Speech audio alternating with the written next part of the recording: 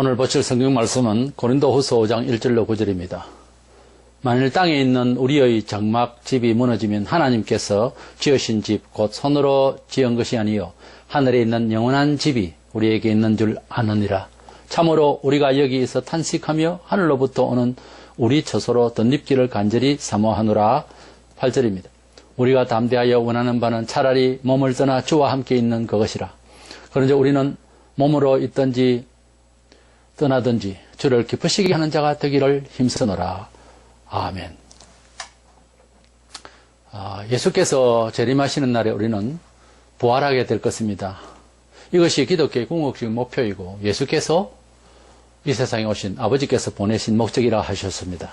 문제는 이 영생을 믿고 사는 즉 하나님 백성으로서 그 영생을 소유한 자의 삶을 어떻게 증명할 것인가 하는 문제입니다. 그래서 영생을 믿는 자의 증거 생활이라는 주제로 말씀을 나누고자 합니다. 첫째로 영생이라고 하는 것은 기다리고 있는 신앙입니다. 하나님께서 만물을 지으셨다는 것도 우리가 본 적이 없고 그것을 창세기를 기록한 모세는 세상 만들고 2500년 정도 지난 후에 이 사실을 기록했고 만물을 하나님께서 지으실 때에 6일째 마지막 시간에 만들어진 아담이 이것을 본 것도 아닙니다. 아담도 못 봤고 모세도 못 본 이 6000년 전의 사건을 우리는 실제로 믿습니다.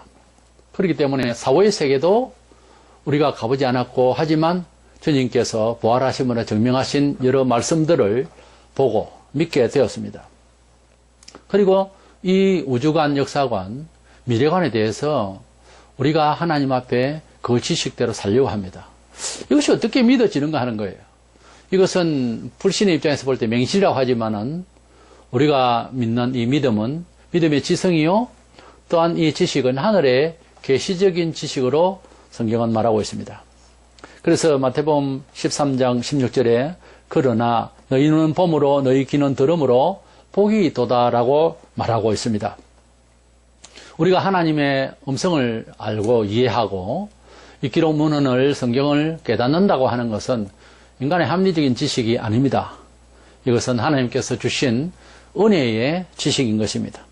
바울은 본문 1, 2절에 만일 땅에 있는 우리의 장막집이 무너지면 하나님께서 지으신 집 곧 손으로 지은 것이 아니요 하늘에 있는 영원한 집이 우리에게 있는 줄을 아느니라. 참으로 우리가 여기에서 탄식하며 하늘로부터 오는 우리 처소로 덧입기를 간절히 사모하노라 그랬습니다.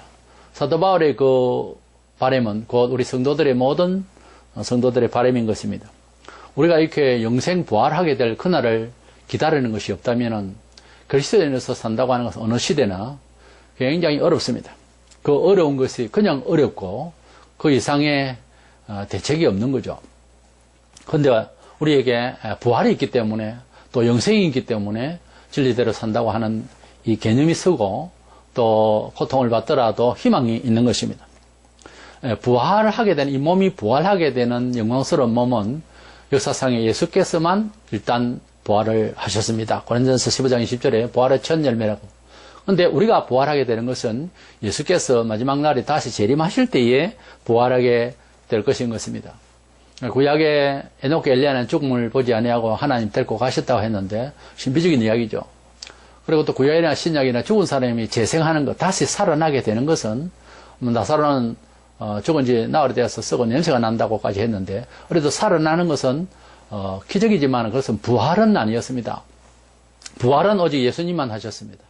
그리고 지상에서 부활을 꿈꾼다든지 불사 영생을 이야기하는 사람은 이단인 것입니다. 왜냐하면 예수께서 재림하셔야 우리 사람이 부활을 하게 될 것이라고 하고 있기 때문입니다. 그래서 부활 영생 신앙은 우리가 기다리고 있는 신앙입니다. 요한일서 3장 2절에 그가 나타나시면 우리가 그와 같을 줄을 아는 것은 그랬어요. 주님께서 재림하실 때에 그 재림하신 모습을 우리가 보게 될 때는 우리가 그와 같이 그런 몸으로 부활하게 될 것을 사도 요한은 말하고 있습니다. 로마서 8장 23절에는 양자 될 것 곧 우리 몸의 속량을 기다리느니라. 우리가 영적으로 구원을 받고 또 하나님 백성다운 삶을 살 때에 가치 이념, 사상적 이념만 문제가 아니라 우리 몸이 속량을 받는다. 우리 몸이 부활을 받게 되는 그날을 기다리고 있다라고 바울은 말하고 있는 것입니다. 우리가 예수를 믿고 고상한 지식이 있다고 해서 삶을 살아가는데 고통스럽지 않느냐? 더 고통스러울 수 있습니다. 그러니까 바울은 우리가 몸 자체가 우리 영혼의 진리를 깨닫고 또 영생을 취하게 되고 그것을 기다릴 수 있는 넉넉한 이 지식 때문에 삶을 살긴 한데 육체가 있기 때문에 어려움이 계속 따르고 있기에 우리가 이 몸의 성량을, 이 몸의 부활의 그날을 기다린다 하는 것입니다. 이것은 영적으로 거듭난 사람이 육신의 세상을 살아가는데 고충을 고충답게 제대로 깨닫기 때문에 이것을 벗어나서 하나님의 나라에서 영생하기를 원하는 것입니다. 빌립보서 3장 21절에 우리의 낮은 몸을 자기 영광의 몸의 형체와 같이 변하게 하시리라 그랬습니다. 우리가 이 세상에 살아가는 우리 몸이 아무리 깨끗다 할지라도 아무리 고상하게 될지라도 우리 몸은 천한 몸이요 이 세상에서 죽어 부패할 것입니다. 이 몸을 그리스도의 그 영광스러운 몸, 부활의 몸으로 함께 이제 우리가 변하게 될 것이다 하는 것을 기다리고 있는 것입니다. 우리 예수님께서는 부활하시고 난 뒤에 제자들이 문을 잠그고 있을 때 그냥 들어오실 수가 있었습니다. 그럼 도깨비냐? 제자들이 도깨비처럼 보고 있으니까 예수께서 고기를 그 자리에서 잡수시고 그래서 부활한 몸이지만은 실제 환상이 아니고 실질적인 몸이라는 특이한 몸이라는 것이죠. 이런 몸이 이 지구촌에 부활하지 못하고 새하늘과 새 땅이 하는 이 죄된 세상에서 40일간 계셨습니다. 그렇기 때문에 그것은 분명한 몸의 부활이라는 것이죠. 분명한 새로운 육체라는 거예요. 그리고 그 몸이 영원히 지속적으로 살 곳을 아버지 집으로 가셨던 것입니다. 우리가 부활을 해서 살게 될 나라는 이 지구촌을 아무리 정화시켜도 안 됩니다. 새하늘과 새 땅으로 완전히 새로운 세계에서 우리를 살게 하실 것입니다. 우리 몸에 맞는 집이죠. 그러니까. 그래서 우리 주님께서 우리에게 주신 구원의 궁극적인 목표, 우리의 영생의 부활입니다. 원래는 하나님께서, 영생하신 하나님께서 사람을 지으실 때는 죽는 몸으로 만드시지 않으셨습니다. 영생하는 몸으로 만드셨는데 범죄로 말미암아서 우리가 결국 죽게 된 거죠. 이제는 그리스도 안에서 새롭게 살게 하시기 위해서 예수님이 오셔서 우리에게 생명을 주시기 위해서 수고하셨던 것입니다. 이제 우리는 영생의 생명을 기다리고 있고 부활의 그날을 기다리고 있는 신앙 중심으로 살고 있습니다. 그런데 문제는 이 기다리는 신앙은 하나님의 백성으로서 모두가 가지고 있는 기본적인 믿음인데 그 이상 없다면 여기는 또 문제가 생깁니다. 그래서 우리가 하나님의 자녀이고 또 영생을 소유하게 됐고 영생하게 될 사람으로서 우리가 이제 부름을 받게 되었고 약속이 되어진 사람이라면은 이 현실 생활에서 이 지상 생활에서 그러한 사람임을 어떻게 증명할 것이냐는 거예요. 그래서 두 번째로 생각하는 것은 증거하는 신앙생활. 앞에는 기다리는 신앙생활이고요. 증거하는 신앙생활을 잘 해야 되겠습니다. 성도는 부활하게 될 그날까지 세상살이에서 주님을 잘 증거해야 될 것입니다. 그것은 사도 바울만이 아니라 모든 우리 성도들의 바람인 것입니다. 본문에 8, 9절에 우리가 담대하여 원하는 바는 차라리 몸을 떠나 주와 함께 있는 그것이라. 죽어서 천국 가 있는 것이 더 좋다는 거죠. 바울도. 그런데 우리는 몸으로 있든지 떠나 있든지 주를 기쁘시게 하는 자가 되기를 힘써노라. 우리가 하나님 나라에 가는 것은 좋겠지만은 살아있게 하시면 또한 주님이 주신 이 구원의 축복을 사람들에게 선전하게 하기 위한 그런 타이밍으로 그런 기한으로 생각하고 열심히 주님을 증거하는 일에 힘쓰겠다 하는 것입니다. 로마서 14장 8절에 우리가 살아도 주를 위하여 살고 죽어도 주를 위하여 죽나니 그러므로 사나 죽으나 우리야 주의 것이로다 라고 했습니다. 우리가 주님을 위해서 이렇게 먹든지 마시든지 무엇을 하든지 살아서 주님을 위해서 살고자 하는 생각이 간절할 때 우리 주님께서 기뻐하실 때에 우리 지상 삶도 은혜를 주시는 것입니다. 기독교 신앙은 그 시대에 맞춰서 새롭게 변질되어서는 안 되고 예수님을 믿었던 측근에서 바로 그 자리에서 3년 동안 동고동락을 하고 그리고 그 당대에 살면서 예수님의 교훈대로 살았고 역사했던 사도들의 신앙을 그대로 전수하는 것입니다. 방식에 있어서는 문화 양식은 좀 다를지라도 성질이 같아야 됩니다. 그것을 찾는 것은 사도행전에 나와요. 그리고 사도행전에서 그들의 활동이 있으면서 또 각 교회에 보내준 서신서라든 로마서부터 시작해서 여러 변증을 우리가 함께 듣는 거죠. 그래서 마태, 마가, 누가, 요한복음에 예수님의 행적에 대한 은행심사 그대로 기록되어 있는데 그 내용 그대로 이제 닮아서 살았던 것이 사도행전이에요. 그래서 사도행전에 살면서 필요한 교훈들과 이러한 내용들을, 예언들, 이런 것들을 이제 남겨준 것이 이제 사도행전 뒤에 나오는 글들입니다. 그러니까 사복음서를 읽고 난 뒤에는 반드시 사도행전에서 몇 번이고 어떻게 살았는지를 주밀하게 찾아보고 면밀하게 연구를 해야 됩니다. 그래서 그 사도들의 신앙을 전성을 받는 것이 오늘의 신앙생활을 하는 우리들의 신앙이 되어야 하는 것입니다. 그렇기 때문에 우리 신앙생활이라고 하는 것은 하나님께서 이미 정하신 말씀대로 아무리 시대가 가치가 변해도 그대로 살아 움직여야 진정한 성경적 신앙이고 기독교 신앙이라 할 수 있을 것입니다. 그렇다면 이 정교 신앙생활을 하기 위해서 어떻게 해야 되느냐? 첫 번째로는 교회 생활이 분명해야 됩니다. 하나님께서 주신 영생 신앙을 가지고 그 소망 가운데서 우리가 예수를 믿는다고 할 적에 하나님 나라에 들어가기 전에 이 세상 교회에서 먼저 하나님을 잘 믿는 태도를 취해야 될 것입니다. 하나님께 예배하는 생활, 그리고 감사와 기도와 전도하는 이런 생활들의 기본적인 생활이 교회 생활이 제대로 안 되는데 어떻게 세상에서 정인 생활을 할 수가 있겠습니까? 우선은 삶이 하나님께 제대로 살아가는 이런 태도가 필요하다는 것이고요. 두 번째로는 교회 밖에서 우선 가정이라든지 사회 그룹이라든지 이런 가운데서 문화 속에서 우리가 하나님의 자녀다움의 빛과 소금의 역할을 해야 된다 하는 것입니다. 단순히 이것이 어떤 열심히 살아가는 정도로가 아니고 하나님의 뜻의 배경 가운데서 또 하나님께서 명하신 말씀 가운데서 지혜를 짜내고 그 말씀에 근거해서 살아가는 태도는 세상이 물론 좋아 안 할 수도 있지만 때로는 그러나 그대로 살아가는 대부분이 이제 성실하고 사랑하고 책임지고 이렇게 살아가는 여러 교훈들이 성경에 나타나 있죠. 이 세상의 사람들 싫어할 건 없죠. 예수님을 잡으러 왔던 사람들도 그랬습니다. 당신이 선한 행위가 잘못돼서가 아니고 그런 말을 했어요. 우리가 일상의 생활을 하는 문화생활에 있어서 성도는 착하게 살아야 되죠. 예. 독하게 살지 말고 성실히 살아야 되고 악하게 해서는 아니 되는 것입니다. 남을 위할 줄 알고 공동체를 알고 이웃을 알고 그렇게 살아야 되는 것입니다. 그런 가운데서도 하나님의 뜻대로 잘 살아서 또 여러 가지 발전, 발명 등을 통해서 세상을 빛내주는 이런 삶을 살도록 하신 것입니다.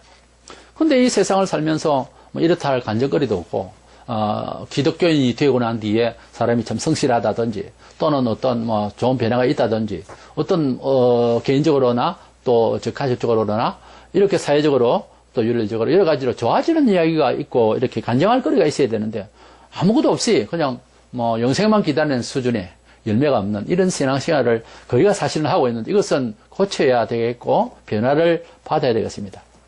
믿음이라고 하는 단어 피스티스는 충성하다는 말과 같이 쓰입니다. 충성하다는 단어가 따로 있는 게 아니에요. 이렇게 믿으면 충성한다는 거죠. 결국 내가 믿는다라고 하는 것은 명사로 거치는 철학이 아니고 결국 하나님을 충성되게 섬긴다 하는 그런 뜻이 있습니다. 그래서 내가 믿는다라고 하는 것을 참되게 자기가 자기 믿음을 그 정도를 알려고 하면은 내가 주님을 위해서 지금 현재 봉사하고 있는가 그것을 생각하면 될 것입니다. 내가 움직이지 아니하고 내가 충성스럽지 않는데 하나님을 잘 믿는다라고 생각하는 것은 그것은 하나님에 대한 그냥 인식일 뿐입니다. 믿음이 믿음 되기 전의 어떤 자료일 뿐이에요. 그거로서 구원을 받든가 그거로서 증거를 할 수 있는 것은 아니죠. 그래서 같이 지식을 듣고 했는데도 그 정보에 따라서 생활을 하려면 어려워지죠. 그런데 그 생활을 실제 해보러 나가는 것은 입장이 다른 입장입니다. 그래서 입체적으로 삶 속에서 하나님의 뜻대로 잘 살아서 충성스러운 생활, 믿음의 생활이 표시날 수 있도록 해야 되는 것입니다. 성경은 엄연히 기독교 신앙은 절대로 도 닦는 수준의 개인주의적인 그런 게 아닙니다. 공동체적인 생활이 되고 또 나와 너의 생활이 아니라 우리 모든 사람이 공유해야 될 그런 삶의 모범으로서 또 모범으로서 보여줘야 하는 이런 삶의 정인생활이 되어야 되는 것입니다. 예수님께서 만약에 부활하시지 아니하시고 고난을 받으시고 그냥 그렇게 돌아가시고 좋은 교훈을 하신 분으로만 그친다면 세상의 주위에 그런 사람들이 많이 있죠. 역사 속에. 근데 만약에 주님께서 그렇게만 돌아가셨으면 목숨 걸고 이렇게 주님의 교훈대로 살려고는 하질 않습니다. 또 세상에서 자꾸만 변하죠. 그 사상을 또 후기 제자들이. 그러나 예수님은 부활을 하셨거든요. 부활을 하셨기 때문에 성리를 하셨기 때문에 그분이 희생의 가치가 확실해지지 않습니까? 그 가치면에 있어서. 그래서 우리들도 예수 믿고 진리대로 살고 하늘나라를 소망 가운데 살 때에 핍박을 받고 또는 개인적으로들 사람마다 조금씩 다른데 어려움이 올 때에 그 어려움 자체를 잘 인내하는 것은 잘하는 거예요. 근데 그 끝이 없으면 그 인내의 결실이 없으면 되겠습니까? 반드시 자연 논리가 그렇고 우리 사람 살아볼 때에 고난 후에 결실이 있는 것입니다. 마태 7장 18절에 좋은 나무가 나쁜 열매를 맺을 수 없고 못된 나무가 아름다운 열매를 맺을 수 없느니라. 나무가 과실나무는 열매를 맺는데 좋은 나무는 좋은 열매가 나오는 거죠. 당연히. 그런데 하나님의 백성이 가지고 있는 사상, 하나님이 주신 사상은 좋은 나무들. 그러면 좋은 선한 열매가 그런 행동이 그런 결실이 나와야 된다는 거예요. 사실 그 결실이라고 하는 것은 그 좋은 나무에 맞추어서 나오는 겁니다. 뭐 포도나무에서 엉겅 열매가 나올 수 없고요. 그래서 포도나무에는 포도가 나오는 겁니다. 그와 같이 우리가 하나님의 사상을 가진 사람이라면은 하나님이 가지고 계신 창조 능력이라든지 의라든지 하나님이 가지고 계신 비전이라든지 하나님께서 가지고 계신 기쁨이라든지 하나님이 주시는 그런 가지고 계신 평화 이런 것들이 우리 사생활에서 또 이웃에게 남길 수 있는 그런 남겨줄 수 있는 이런 그 열매가 나타나야 되는 것입니다. 신앙생활이 오래됐는데 그런데 교회는 꾸준히 다니는 것 같은데 아무런 뭐 변화가 없고 가령 그랬을 때 히브리 5장 12절에 때가 오래되었으므로 믿은 지 오래됐다는 말이죠. 너희가 마땅히 선생이 되었을 터인데 너희가 다시 하나님 말씀의 초보에 대하여 누구에게서 가르침을 받아야 할 처지니 단단한 음식은 못 먹고 젖이나 먹어야 할 자가 되었도다. 이렇게 탄식을 하고 있는데 히브리 기자는 우리가 때가 예수를 믿고 세월이 좀 됐으면 선생은 먼저 선자를 쓰잖아요. 먼저 본다는 거죠. 우리가 영생을 바라보고 하늘나라를 보고 내세를 바라보는 시각을 가졌다고 할 때, 영적인 시각을 가지고 있다고 할 때, 이 불신 세계에서는 우리가 뭐 선지자가 되어 있거든, 사실. 그래서 믿음의 사람은 선지자고 제사장이고 왕이라는 이런 영적인 직분이 있는데, 우리가 미래를 그렇게까지 먼 영생까지 바라본다는 사람은 선생 중에 선생이죠. 그래서 세상 사람들이 이것을 모르고 있고 안 믿고 있는데, 이것은 사실상 알아야 할 지식의 세계거든요. 이것을 우리가 먼저 알아서니까 선생이죠. 선생이 뭐예요? 학생보다 먼저 아는 겁니다. 그리고 학생이 그것을 다 알고 선생님의 뇌에 들어있는 모든 지식을 다 안다면 선생이 그 제자에게 가르칠 게 없죠.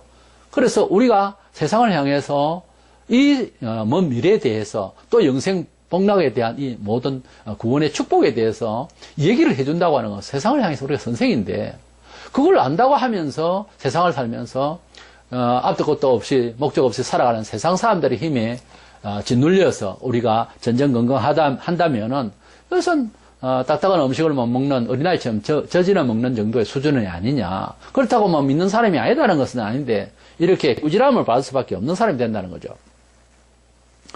그래서 우리는 하나님을 믿는다면은 그 하나님을 믿는 자녀로서의 삶을 이 세상에 보여야 한다는 것입니다. 예수 믿은 지 수년 또는 수십 년까지 됐는데도 아직도 사는 삶의 질이 꼭 세상 사람들처럼 그렇게 처신을 한다면은 또 세상의 힘을 의존하기를 믿음으로 기도하고 급하면 교회당에서 기도하던 그 기도를 하지 아니하고 세속적으로 해결을 하려고 하면 이거 하나님의 자녀라고 할 수가 있겠습니까? 그것도 하루 이틀 믿은 것도 아닌 사람이. 근데 지금 현재 그러고 있거든요. 온 교회가 지금. 법정에 왔다 갔다 하고 난립니다. 이러니 주님의 말씀이 그대로 적용해요. 세상에 이 말세에 내가 올 무렵에 믿음을 보겠느냐. 이 신실한 믿음이 없어진 거예요. 신앙사석으로 인해서 핍박을 받는 것은 처음부터 주어진 십자가의 고난입니다. 우리가 삶의 방향을 바꾸고 구체적으로 새롭게 생활을 하려고 하면은 많은 어려움이 따릅니다. 이런 것은 십자가를 지는 마음이죠. 그래서 주님께서 말씀하신 대로 나를 따르면 자기 십자가를 지라고 너희가 나를 따르면 고난의 길을 가려면은 뭐 너희가 가족 중에서도 너희 원수가 되기도 하고 그렇게 된다고 분명히 말씀하셨기 때문에 우리가 진리를 따라서 살려고 하면 어려움이 옵니다. 그것은 주님께서 이해하시는 장면이에요. 그런데 그렇지 아니하고 세상에서 잘 못 살아서 불성실해서 그거 뒤에서 알고 보면 그 성도는 교회 생활을 잘 못하기 때문에 그런 결과가 나오는 거예요. 이래서 베드로전서 2장 19절 20절에도 보면 애매히 고난을 받아도 하나님을 생각함으로 슬픔을 참으면 이는 아름다우나 죄가 있어 매를 맞고 맞으면 무슨 칭찬이 있으리요. 오직 선을 행함으로 고난을 받고 참으면 이는 하나님 앞에 아름다우니라 그랬습니다. 우리가 하나님 앞에서 어려움을 받고 기독교인의 신분으로서 고난을 받고 할 때에 성경대로 살고 있고 물정이 잘 살아가고 있는데도 고난이 올 때는 하나님께서 이렇게 훈련시키는 과정으로서도 잘 받아들이고 그렇게 알게 되어 있어요. 그런 감지가 된다고요. 그런데 뭘 잘못하고 뻔히 잘못하고 있는데 잘못한 것이 구체적으로 윤리적으로 잘못하고 이런 거 아니라도 게으름을 피우고 믿음으로 생각하고 믿음으로 기도하지 아니하고 기도 생활에 충실하지 아니하고 그렇게 지내다가 사고를 당하고 어려움을 당하면 십자가다 하는데 그거는 근거 없는 소리입니다. 십자가는 분명히 주의 뜻대로 살아가는 데 있어서 가령 일제 때와 같이 태양신을 절하라. 태양은 하나님 지으신 거기 때문에 그거 절하면 안 됩니다. 우상에 절할 수 없습니다. 이러다가 죽기도 하고 매를 맞고 오해 갇히기도 했거든요. 그것은 하나님이 진리대로 사는 자의 정체성 발휘를 하다가 그것도 증거거든요. 하나님을 증거하는 거잖아요. 증거하다가 고난을 받는 건 십자가죠. 근데 내가 게으름을 피우고 상대에게 불이익을 당하게 한다든가 이것에 화를 끼친다. 이렇게 잘못해가지고서 고난을 받는 그거는 잘못된 거잖아요. 그것은 징계고 징벌이지. 그 문화적으로 욕을 듣는 일이지. 그거는 십자가하고 아무 상관이 없습니다. 오히려 예수를 욕듣기는 거죠. 그래서 고난이 있을 때에 하나님의 일로 인한 고난은 칭찬이 되겠지만은 죄가 있어서 고난이 생겼다면 무슨 칭찬이 있겠느냐. 이 성경의 말씀입니다.